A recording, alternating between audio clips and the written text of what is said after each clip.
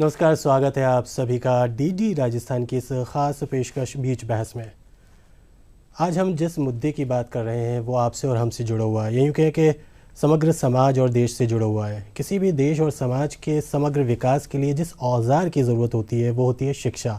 शिक्षा न सिर्फ विकास का पथ तेज़ करती है, आगे बढ़ाती है, बल्कि साथ साथ अपनी बुराइयों को भी हमसे दूर करती है।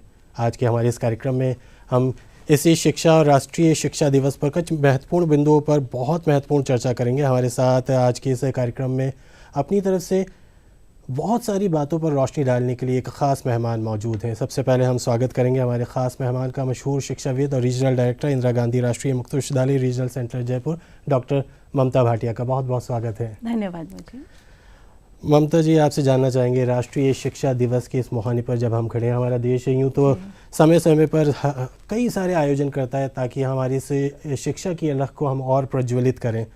वो शिक्षक दिवस की या साक्षरता दिवस के रूप में बहुत सारे और मिशन भी चलाए जा रहे हैं। कितना महत्वपूर्ण हो जाता है जब हम आज़ादी का अमृत महोत्सव मना रहे हैं, लेकिन हम देश की साक्षरता की दर की बात करें तो उसको देख करके हम अभी भी उतने सेटिस्फाइड नहीं होते। कितना महत्वपूर्ण हो जाता है आज के इस दौर के अंदर जब हम शिक्षा और शिक्षा से होने वाले बहुत सारे प्रभावों की बात करते हैं। तो देखिए, अगर हम देखें तो वर्तमान समय में बहुत सारे ऐसे रिफॉर्म्स इंट्रोड्यूस किए हैं, बल्कि कि नई शिक्षा नीति ही 2020 में बना दी गई है और लागू कर दी गई है। और इससे जो भी चेंजेस हम देख रहे हैं पिछले 2 वर्षों में खास करके, वो काफ़ी प्रोग्रेसिव हैं और उनसे हम काफ़ी आशाविद हैं कि हमारी जो शिक्षा प्रणाली है वो आगे जाकर बहुत ही ज़्यादा हम लोगों को अच्छे परिणाम देने वाली है। और जो भी चेंजेस हमारी, जैसा हम आगे बात करेंगे, नई शिक्षा नीति के तहत हमारी शिक्षा प्रणाली में लाए जा रहे हैं, चाहे वो प्राइमरी एजुकेशन है, चाहे मिडिल है, चाहे सेकेंडरी है, चाहे हायर एजुकेशन है, वो काफ़ी उत्साहजनक चेंजेस हैं और उसके परिणाम भी हमें काफ़ी अच्छे देखने को मिल रहे हैं। डॉक्टर ममता भाटिया, हम बात करते हैं आज़ादी का 75वां वर्ष हम सेलिब्रेट कर रहे हैं अमृत महोत्सव के तौर पर, लेकिन हम शिक्षा की प्रगति की बात करें, साक्षरता की दर की बात करें तो हम देखते हैं कि बीते 10 सालों का ही हम अगर आंकड़ा देखें, 2011 के अंदर हम 73% पे थे, तो 2022 के अंदर हम 77 यानी 77% पर पहुँचे हैं। तो 10 साल के अंदर ये 5% की बढ़ोतरी 75 सालों के बाद कैसे हम संतोषप्रद मान सकते हैं?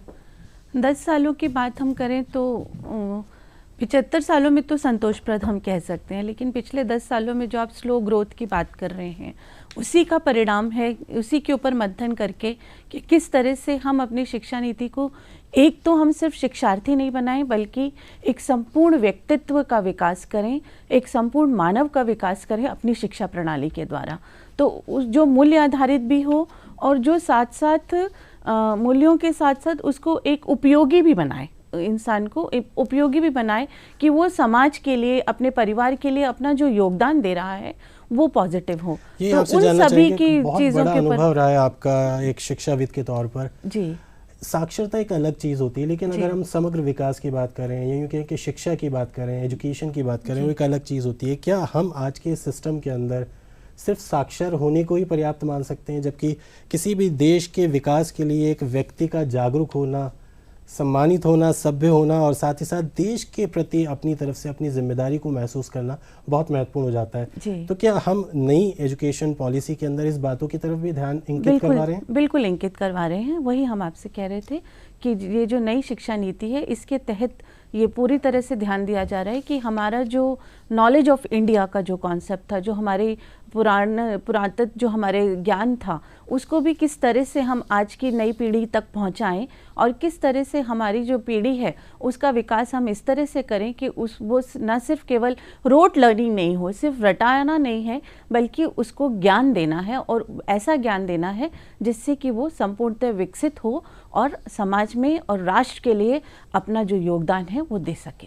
साल 1947 के अंदर हमारा देश आज़ाद हुआ। उस टाइम पे हमारी कोशिशें रहीं और अगले 10-15 सालों से कहीं ना कहीं हमने शिक्षा के इंफ्रा को मजबूत करने का प्रयास किया, जिसके लिए हम भारत के पहले शिक्षा मंत्री मौलाना आज़ाद के कृतज्ञ भी हैं और पूरा देश उनके जन्मोत्सव को राष्ट्रीय शिक्षा दिवस के रूप में सेलिब्रेट भी करता रहा है।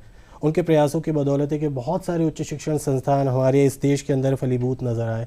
आज भी वो अपनी तरफ से पूरी ईमानदारी के साथ, जिम्मेदारी के साथ अपने काम को अंजाम तक पहुंचा रहे हैं। लेकिन आपसे जानना चाहेंगे, बीते दिनों हमने देखा कि जिस तरह से भारत के एजुकेशन सिस्टम के अंदर अब हम लोकल लैंग्वेज को, हिंदी की महत्ता को समझ रहे हैं, उसके साथ साथ कोशिश की जा रही है कि हायर एजुकेशन के अंदर भी हम इस लोकल इन्फ्लुएंस को ज़्यादा से ज़्यादा बढ़ाएं।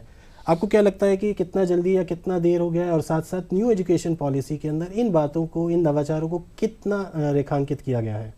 काफ़ी हद तक इसके ऊपर जोर दिया गया है और टारगेट ओरिएंटेड है। सबसे बड़ी बात यह है 2035 तक हम हमारा जो ग्रॉस एनरोलमेंट रेशियो है उसको 50% तक करने की बात कर रहे हैं। जितने भी हमारे हायर एजुकेशनल इंस्टीट्यूट्स हैं उनको हम multi dimensional research institutes, educational and research institutes बनाने की बात कर रहे हैं 2040 तक।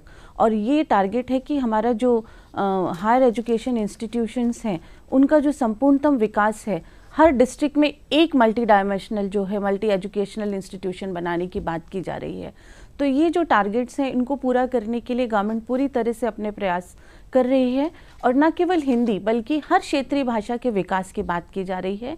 5वीं तक तो हम जो बात कर रहे हैं वो ये है कि एजुकेशन ही उसको मदर टंग में, मातृभाषा में ही दी जाएगी और उसके बाद ग्रेजुअली उसको इंट्रोड्यूस किया जाएगा दूसरे लैंग्वेजेस के साथ। और जहाँ तक हम लिटरेसी की बात करते हैं तो जो हमारा प्राइमरी लेवल है वहाँ पर तो लिटरेसी रेट 100% आ गया है, लेकिन जैसे जैसे हम ऊपर बढ़ते हैं, अगर हम 12th तक देखते हैं तो ये 54% ही रह जाता है और जब हम हायर एजुकेशन की बात करते हैं तो ये केवल 25% ही रह जाता है। तो अब हमारा फोकस ये है कि किस तरह से ये जो ड्रॉप आउट्स हो रहे हैं, जो कहीं ना कहीं एजुकेशनल बस को मिस कर रहे हैं, उनको कैसे हम फिर से शिक्षा के अलग के साथ जोड़ें और उनको जो है उच्च शिक्षा के साथ भी जोड़ें। डॉक्टर ममता, हम देखते हैं इंडिया की डाइवर्सिटी सारी दुनिया में फेमस है, वो हमारा कल्चर हो या हमारी भौगोलिक स्थिति, हमारा खान पान। हम जब नज़र डालते हैं हमारे लिटरेसी रेट के अंदर, यही डाइवर्सिटी हमें उसके अंदर भी नज़र आती है जो हमें उतना ज़्यादा सेटिस्फाई नहीं करती है। शहरी क्षेत्र की लिटरेसी रेट अलग है, ग्रामीण की अलग है। वहीं महिलाओं की लिटरेसी रेट को देखते हैं तो हम और ज़्यादा चौंकाती है, जबकि पुरुषों की लिटरेसी रेट। तो इस तरह की डाइवर्सिटी को ख़त्म करने के क्या प्रयास किए जा रहे हैं, और जो प्रयास किए जा रहे हैं वो आपको लगता है कि सेटिस्फैक्ट्री हैं?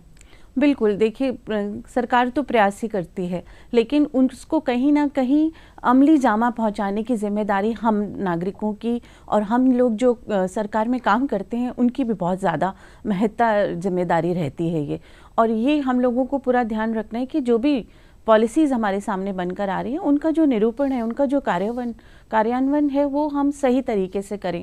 अभी जैसे कि देखिए कि सरकार महिला शिक्षा के लिए काफ़ी प्रयास कर रही है और अभी सितंबर में ही सरकार ने ये घोषणा की है कि दूरस्थ शिक्षा से जो भी महिलाएं अपनी उच्च शिक्षा को जारी रखेंगी उनकी जो पूरी की पूरी फीस है उसको पुनर्भरण करेगी। और ये जो है जितने भी हमारे स्टेट में दूरस्थ शिक्षा के जो विश्वविद्यालय कार्यरत हैं उन सभी के विद्यार्थियों के ऊपर लागू होगी। तो ये एक बहुत अच्छा कदम है जिससे कि वो सब स्टूडेंट्स जो कहीं ना कहीं आज भी रेगुलर कॉलेजेस तक नहीं पहुंच पाते हैं, उनके लिए, खास करके महिलाओं के लिए, बालिकाओं के लिए ये बहुत ही अच्छा अवसर है जहां पर वो अपनी उच्च शिक्षा को अपने घर बैठे जारी रख सकती हैं। और ये ज़रूरी नहीं है कि जैसा कि आप बात कर रहे थे कि शिक्षित होना अलग है, लिटरेट होना अलग है, लेकिन एक एजुकेटेड, एक संपूर्ण विकसित मानव होना वो अलग चीज़ है। तो उसके लिए वो ज़रूरी नहीं है कि सिर्फ जो ट्रेडिशनल कोर्सेज थे BA BCom करें। जब हम नई शिक्षा नीति की बात करते हैं तो इसमें मल्टी डिसिप्लिनरी अप्रोच की जो हम बात कर रहे हैं और इसके साथ साथ जोर है स्किल के ऊपर कि आपको ऐसी शिक्षा मिले जो आप आगे चलकर रोज़गार से जुड़ी हुई हो। क्योंकि हम देख रहे हैं रिसेंट उसमें कि हमारे पास ग्रेजुएट्स तो बहुत हैं, हमारे पास इंजीनियर्स भी बहुत हैं, लेकिन क्या वो एम्प्लॉयबल हैं? तो जब इंडस्ट्री से ये बात की जाती है तो वो कहते हैं कि इनका एम्प्लॉयबिलिटी जो रेशियो है वो बहुत कम है। तो किस तरह से हम शिक्षा को एक संपूर्ण शिक्षा बनाएं और जितने भी हमारे जो हायर एजुकेशन से निकल रहे हैं वो क्यों ना कोई ऐसा कौशल साथ में सीख कर निकले जिससे कि वो जो आगे बढ़कर रोज़गार ना केवल ले सकें बल्कि रोज़गार देने वाले भी बन सकें। यकीनन इंदिरा गांधी राष्ट्रीय मुक्त विश्वविद्यालय अपने इस प्रयास के अंदर महत्वपूर्ण भूमिका निभा रहा है। राष्ट्रीय स्तर के ऊपर एक अगस्त के अंदर एक बड़ा राष्ट्रीय पुरस्कार भी इग्नू को हासिल हुआ है। लेकिन हम राजस्थान के कॉन्टेक्स्ट में बात करें डॉक्टर ममता भाटिया, 66.1% राज्य की साक्षरता दर है। इसको हम देखें शहरी क्षेत्र और ग्रामीण क्षेत्र के अंदर बिल्कुल बदल जाता है। तकरीबन 80% शहरी क्षेत्र की साक्षरता दर है और ग्रामीण क्षेत्र के अंदर 61। और अगर पुरुषों और महिलाओं के अंदर बात करें तो ये एक बार फिर हमारे को चौंकाती है।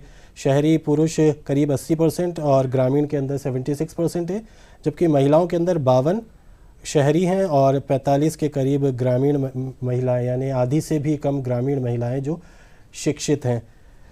भारत के इस सबसे बड़े सूबे राजस्थान की बात करें, जहाँ पे भौगोलिक विषमताएं काफ़ी ज़्यादा है, वहाँ पे इंदिरा गांधी राष्ट्रीय मुक्त विश्वविद्यालय के ऐसे सिस्टम को अपनी तरफ से फुल प्रूफ कोशिशें करने में जुटा हुआ है कि किसी तरह से हम उच्च शिक्षा के सोपान को लोगों के, नागरिकों के घर द्वार तक लेकर जाएं। तो हम आपसे ज़रूर जानना चाहेंगे कि जब साक्षरता दर इतनी कम है और ग्रामीण और शहरी परिदृश्य के अंदर इतना बदलाव, इतना अंतर हम देखते हैं, तो उच्च शिक्षा के अंदर आपको क्या लगता है कि कितना काम करना बाकी है? बहुत काम करना है। मंजिल हमारे टारगेट हमारे सामने है और हम निरंतर प्रयासरत हैं कि हम हर ढाणी तक पहुँचें और अवेयरनेस क्रिएट करने की बात है, क्योंकि लोगों को ये मालूम नहीं होता है कि ऐसी भी एक शिक्षा प्रणाली है जो घर बैठे उनको न केवल स्नातकोत्तर कार्यक्रम कराती है, बल्कि ऐसे भी पाठ्यक्रम देती है जो रोजगारान्वित हैं और जो उनके लिए उपयोगी हैं।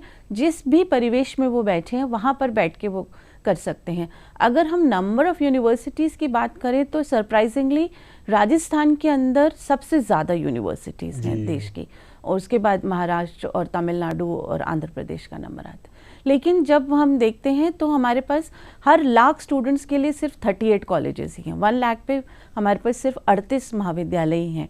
तो ये जो गैप है, इसको जो दूरस्थ शिक्षा प्रणाली है वो काफ़ी हद तक इसको पूरा करने के लिए प्रयासरत हो सकती है, क्योंकि ये एक ऐसी शिक्षा प्रणाली है जो उन्हीं रिसोर्सेज को यूज़ करके, जो संसाधन हमारे पास ऑलरेडी हैं, उन्हीं का अधिकतम उपयोग करके हम शिक्षा को घर द्वार तक सबके पहुंचाने की कोशिश करते हैं। और महिलाओं के लिए खास करके, जैसा कि अभी मैंने आपको बताया है कि उनकी शिक्षा की जिम्मेदारी सरकार ने ली है, उनकी फ़ीस की पुनर्भरण की जिम्मेदारी भी ली है। तो हमारी तरफ से पूरे प्रयास हैं कि हमारे जितने भी अध्ययन केंद्र हैं, जो कि हर डिस्ट्रिक्ट हेडक्वार्टर में भी हैं और ग्रामीण क्षेत्रों में भी हैं, वहाँ पर ज़्यादा से ज़्यादा जो महिलाएं हैं वो अपना रजिस्टर करें, एनरोलमेंट कराएं और उच्च शिक्षा के साथ जुड़ें, क्योंकि ना केवल ग्रेजुएशन और पोस्ट ग्रेजुएशन के पाठ्यक्रम उपलब्ध हैं, बल्कि जैसे कि नई शिक्षा नीति में अर्ली चाइल्डहुड केयर और एजुकेशन की भी बात की है कि किस तरह से प्री प्राइमरी लेवल जो है, पूर्व प्राथमिक जो लेवल है, उसके ऊपर क्योंकि फाउंडेशन स्ट्रॉन्ग करने की बात की जा रही है, तो उसके लिए हमें उतने टीचर्स भी चाहिए होंगे, उतने कार्यकर्ता भी चाहिए होंगे। तो इसलिए बीएड को भी इंटीग्रेटेड कर दिया है, 4 साल का कर दिया है। और उसी के साथ साथ जो है प्री प्राइमरी एजुकेशन की जब हम बात करते हैं तो इग्नू के पास इस तरह के डिप्लोमास हैं जिनको करने के बाद आप अपना क्रश खोल सकते हैं। आप प्री प्राइमरी पे एक बच्चे की क्या उपयोग आवश्यकताएं होती हैं शिक्षा से रिलेटेड, पोषण से रिलेटेड, उन सबको जानकर समझकर जो है उसमें अपना योगदान दे सकते हैं आंगनवाड़ी के कार्यकर्ता के रूप में, या और भी जितने भी एवेन्यूज़ हैं वहाँ पर जुड़कर प्री प्राइमरी एजुकेशन के लिए काम कर सकते हैं। इसी तरह से ग्रामीण विकास का अगर हम क्षेत्र देखें तो उसमें भी प्रमाण पत्र भी हैं, डिप्लोमा भी है, मास्टर्स डिग्री तक भी हैं। तो अगर आप ग्रामीण क्षेत्र में भी रह रहे हैं तो अपने क्षेत्र का विकास आपको कैसे करना है, उससे रिलेटेड जानकारी भी आपको इन कोर्सेज के माध्यम से मिलती है। इसी तरह से अगर आप अपना जो पारिवारिक आपका जो एम्प्लॉयमेंट है, जो भी आपका व्यवसाय है, अगर आप उसको आगे बढ़ाना चाहते हैं तो एग्रीकल्चर से रिलेटेड भी आपके पास काफ़ी सारे पाठ्यक्रम हैं जिनको न केवल पुरुष बल्कि महिलाएं भी कर सकती हैं, क्योंकि हम देखते हैं कि महिलाओं का योगदान कृषि में ज़्यादा है पुरुषों की अपेक्षा। तो महिलाएं जो हैं वो भी इन कोर्सेज को कर सकती हैं और किस तरह से अपना जो व्यवसाय है, कृषि को किस तरह से और उन्नत बना सकती हैं। ज़रूरी नहीं है कि उनको गांवों से शहरों की तरफ आना है, बल्कि गांव को किस तरह से विकसित करना है अपनी शिक्षा के द्वारा, अपने ज्ञान के द्वारा, उसमें भी जो है वो अपना पूरा योगदान दे सकते हैं।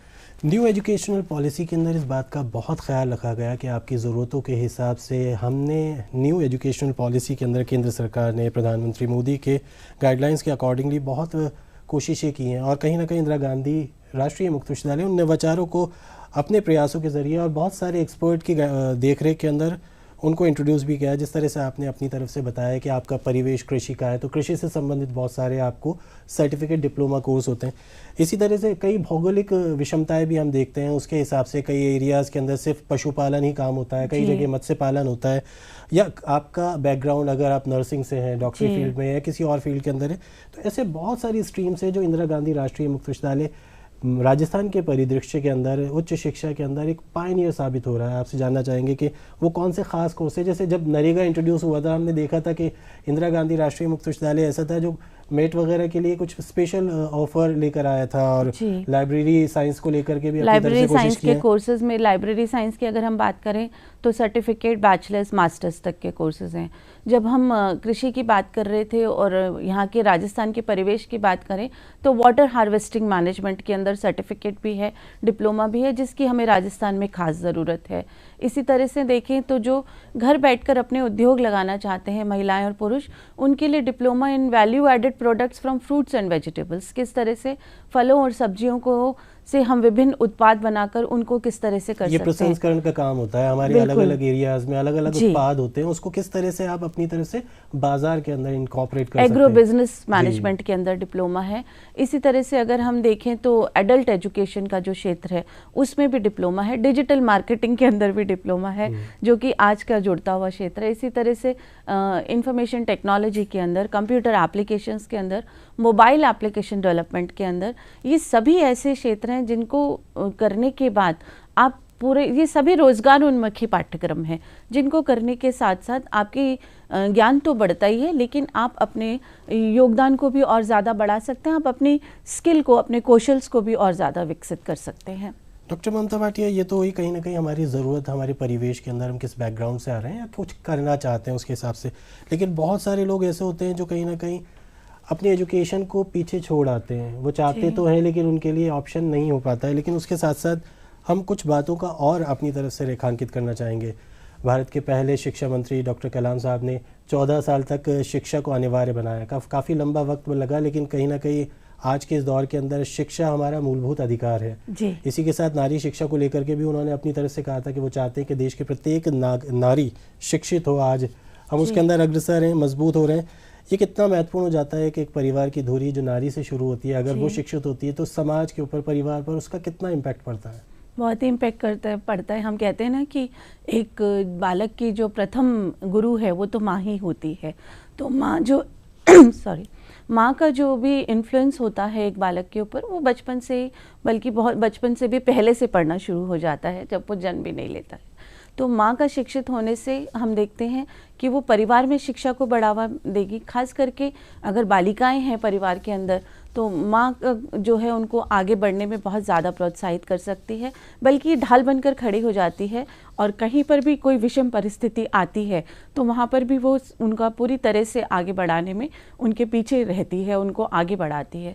तो नारी का रोल तो हम देखते हैं परिवार के अंदर, समाज के अंदर। हमारे तो शास्त्रों में ही कहा है कि यस पूज्यते नारी तत् रमन्ते देवता। तो जहाँ नारी का रिस्पेक्ट है, तो सबसे बड़ी बात तो ये है कि जो रिस्पेक्ट के साथ हम उनको समाज में स्थान दें और फिर देखें कि हम किस तरह से समाज को आगे बढ़ा सकते हैं। ये सब चीज़ें न केवल महिलाओं में बल्कि बालकों में भी परिवार से ही शुरू होती हैं। अगर वो परिवार में अपने ये परिवेश देखेगा, नारी का सम्मान देखेगा, तो वो समाज में भी नारी का सम्मान करेगा। तो ये सब चीज़ें, ये जो बीज हैं, जो अब फाउंडेशन की हम बात कर रहे हैं, जो हमारे मूल्य आधारित शिक्षा की हम बात कर रहे हैं, ये यहीं से शुरू होता है। चेंजिंग कोर्सेज, ट्रांसफॉर्मिंग एजुकेशन, इस बार की हमारी थीम रखी गई है। राष्ट्रीय शिक्षा दिवस के इस परिप्रेक्ष्य में क्या कुछ खास हो सकता है और ये थीम हमारे एजुकेशन सिस्टम को कितना और सशक्त बनाती है और न्यू एजुकेशनल पॉलिसी कितना और कारगर साबित होती है। डॉक्टर ममता भाटिया, आपसे जानना चाहेंगे, ग्लास को आधा खाली देखें या आधा भरा हुआ, लेकिन भविष्य के लिए हम उसको आधा हवा से भी भरा हुआ देखते हैं और आधा पानी से भरा होता है। भविष्य कैसा नज़र आता है आपको? भविष्य बहुत ही उज्जवल नज़र आता है हमें, क्योंकि जितने भी प्रयास हम लोग कर रहे हैं महिला शिक्षा के लिए और नारी शिक्षा के लिए, उन्मूलन के लिए और शिक्षा एज सच को बढ़ावा देने के लिए, ये जो नई शिक्षा नीति है, ये हमारे लिए काफ़ी नए अवसर खोलेगी, जो कि हमें आगे के पथ पर अग्रसर करेंगे और हमारे विकास के लिए एक मील का पत्थर साबित होंगे। एक शिक्षाविद के तौर पर और एक नागरिक होने के नाते जो हमारे दर्शक हमें देख रहे हैं, अपनी तरफ से शिक्षा के इस महत्व को समझते हुए खुद अपने लिए और दूसरों के लिए क्या सोचते हैं, क्या कर सकते हैं, क्या जिम्मेदारी उठा सकते हैं? आपके लिए क्या होगा? मैंने जैसा कि कहा कि हम सरकार में हैं तो हम अपनी जिम्मेदारी जो भी हमें दी गई है उसको पूरी तन्मयता के साथ निभाएं। अगर हम सरकार के बाहर भी हैं तो हम जितना सहयोग कर सकते हैं अपनी तरफ से उन पॉलिसीज़ को पूरा करने के लिए, उन नीतियों के क्रियान्वयन के लिए हमें हर एक जो हमारा नागरिक है वो सिर्फ नागरिक नहीं है, वो हमारे देश का सैनिक भी है। और किस तरह से उसको समाज के लिए, अपने पर्यावरण के लिए, अपने जो हमारे सस्टेनेबल गोल्स हैं उनको पूरा करने के लिए हमारी सबकी जिम्मेदारी है कि हम सब साथ मिलकर अपनी शिक्षा के बल पर, अपने ज्ञान के बल पर जो है आगे बढ़ें और सबको सहयोग दें कि वो भी आगे बढ़ सकें। शुरुआत में हमने बात कही थी कि किसी भी देश और समाज के विकास के लिए एक औजार है वो शिक्षा है, लेकिन साक्षरता को हम शिक्षा के तौर पर सिर्फ नहीं देख सकते। एक जिम्मेदार नागरिक अपने अधिकारों के प्रति भी जागरूक होता है, साथ ही साथ अपने कर्तव्यों के प्रति भी जागरूक होता है। आपसे ज़रूर जानना चाहेंगे कि शिक्षित होने के साथ साथ हमें अधिकार और कर्तव्य के इस बैलेंस को कितना ध्यानपूर्वक समझना होगा, अपनाना होगा, अंगीकार होगा, करना होगा, क्योंकि जो हमारे कर्तव्य हैं वो दूसरों के अधिकार हैं और जो दूसरों के अधिकार है वो हमारे कर्तव्य हैं। बिल्कुल, तो हमें अपने कर्तव्यों पर ज़्यादा ध्यान देना होगा तो अधिकार खुद ब खुद मिलते चले जाएंगे। अगर हम अपने अधिकारों की बात करेंगे तो कहीं ना कहीं हम दूसरों के दूसरों के अधिकारों का हनन कर सकते हैं, लेकिन जब हम अपने कर्तव्य पूरा करेंगे और अपने अधिकारों के प्रति जागरूक भी रहेंगे, ना हम किसी को ऑप्रेस करें और ना हम किसी से भी ऑप्रेस्ड हों, तो जब ये बैलेंस हम बनाकर चलेंगे और जहाँ देने की बात करेंगे, जहाँ हम कर्तव्यों के प्रति जागरूक रहेंगे, तो ये ऐसा हो नहीं सकता कि अगर हर एक इंसान अपने कर्तव्यों को पूरी तरह से पालन करेगा तो अधिकार ऑटोमेटिकली हमें मिलते चले जाएंगे। उसके लिए फिर हमें ज़्यादा प्रयास नहीं करने पड़ेंगे। तो एक जागरूक नागरिक की तरह अगर हम अपने प्रयास जारी रखेंगे, अपनी ऑब्जर्वेशन जारी रखेंगे और देखें कि अगर मैं 1% दे सकता हूँ तो मैं 1% ही काम करूँ, पर करूँ तो सही, मेरे अंदर वो जज्बा तो हो कि मुझे समाज के लिए, अपने परिवार के लिए, अपने पर्यावरण के लिए कुछ करना है। तो जब हम देखते हैं कि इस तरह की भावना के साथ जब हम आगे बढ़ते हैं तो ज़रूर हमारा जो समाज है वो शिक्षा और ज्ञान से भरपूर होगा। सारी दुनिया में विश्व गुरु के नाम से विख्यात भारत कहीं ना कहीं आज भी अपनी तरफ से अपनी उस पहचान को और पुख्ता कर रहे हैं। आखिर में यही जानना चाहेंगे, दूसरों को सब कुछ देने की हमारी ये परंपरा शिक्षा के क्षेत्र में कितनी और महत्वपूर्ण हो जाती है, क्योंकि गुरु को सर्वोच्च स्थान देने वाली हमारी संस्कृति आज भी दूसरों को राह रोशन करने के लिए लगातार कोशिश कर रही है। लेकिन इस कोशिश के अंदर कितना एफर्ट, कितने प्रयास हमारे होने चाहिए एक नागरिक के तौर पर? वही हम कह रहे थे कि जो गुरु शिष्य परंपरा है हमारी, उसको हम अगर हम गुरु हैं तो अगर हमने एक भी हमारे शिक्षार्थी के जीवन में अगर कोई बदलाव ला पाए तो हमारा जो है शिक्षक होना सफल हो जाता है। तो हमारा ये प्रयास सदैव रहना चाहिए कि अगर हम शिक्षक हैं तो हम जिंदगियों को बदलें, हम उनमें रोशनी फैलाएं और हम सिर्फ जो है उनको संपूर्ण मानव बनने में उनकी पूरी सहायता करें। और जिस तरह से हम देखते थे कि हमारी जो परंपरा थी उसमें शिक्षक पूरी तरह से अपने जो स्टूडेंट होता था उसको डेवलप करने के लिए अपना संपूर्ण देता था, तो आज भी ऐसे शिक्षक हैं हमारे पास और ज़रूर हमारी ये जो परंपरा है ये बहुत स्ट्रॉन्ग है हमारे अंदर में, तो और ये आगे बढ़ रही है। और हमारी पूरी कोशिश है कि हमारे जो जितने भी शिक्षार्थी हैं उनके जीवन में बदलाव आए, शिक्षा की इस नई अलग के साथ वो केवल शिक्षित नहीं हो बल्कि वो रोजगारोन्मुखी हों, वो संपूर्ण मानवता के कल्याण के लिए कार्य करने के लिए तत्पर हैं। शिक्षा एक ऐसा हथियार, ऐसा औजार जो यकीनन आपको अच्छे और बुरे के फ़र्क को बतलाए और आप दूसरों की ज़िंदगी के अंदर खुशियों से रोशनी भर दें। और ऐसी ही एक ख़ास शख्सियत आज के हमारे इस कार्यक्रम में मौजूद थी, डॉक्टर ममता भाटिया। कार्यक्रम के अंत में हम आपको देंगे बहुत बहुत शुक्रिया, क्योंकि वाकई में इतनी महत्वपूर्ण बातें आज आपने हमारे दर्शकों के साथ साझा की आज की इस खास कार्यक्रम के अंदर। बहुत बहुत शुक्रिया हमारे इस कार्यक्रम में शामिल होने के लिए, इतनी महत्वपूर्ण बातें हमारे दर्शकों के साथ साझा करने के लिए। Thank you.